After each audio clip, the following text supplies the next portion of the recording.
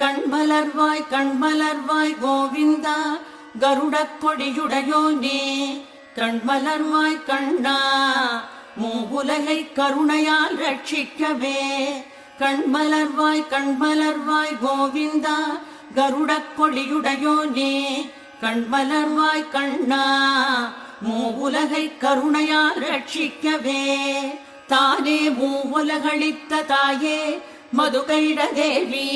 சரணடைந்தார் கருள் புரியும் செல்வி சௌந்தர்யவல்லி திருமாலின் சிந்தை குடிகொண்ட ஸ்ரீ மகாலட்சுமி ஸ்ரீ வெங்கடேச மலரே